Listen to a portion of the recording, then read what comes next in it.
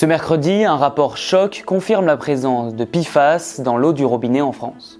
Les PFAS sont des polluants dits éternels car ils sont quasiment indestructibles une fois qu'ils ont contaminé le corps humain. Le nom de PFAS est apparu aux yeux du grand public en 2024 lors du scandale des polluants éternels dans les poêles en téflon. La même année, d'autres révélations avaient démontré la présence de ces polluants éternels dans les objets du quotidien, dans les textiles et les produits que nous consommons, y compris dans l'eau potable. Problème, jusqu'à présent, aucune campagne de mesure de grande ampleur n'avait permis de chiffrer la quantité de PFAS dans l'eau en France. Mais alors, que disent les résultats de ce rapport ? Pour pallier cette lacune, une grande campagne nationale de mesure dans l'eau a été menée par l'ANSES, l'Agence nationale de sécurité sanitaire.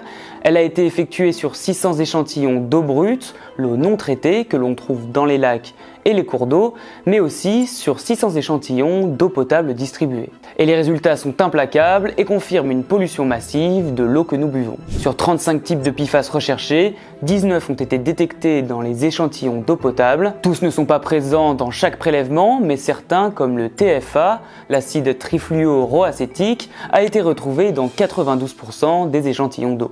Des résultats alarmants mais à nuancer. En effet, les résultats de la campagne montrent que les concentrations de substances PFAS mesurées sont, dans une grande majorité, inférieures aux limites réglementaires existantes en France. Toutefois, comme le rappelle l'Agence européenne de la santé, même à petite dose, l'exposition prolongée à ces polluants présente des risques pour la santé humaine, problèmes de thyroïde, baisse du poids à la naissance ou encore l'augmentation du risque de certains cancers. Cette grande campagne de mesure est une première étape et complète les recommandations de l'ANSES, publiées en octobre dernier, pour améliorer la surveillance des PFAS. Elle pourrait aussi permettre de faire entrer de nouveaux types de polluants dans la liste des PFAS à surveiller, dans le cadre des futurs plans de surveillance de l'eau.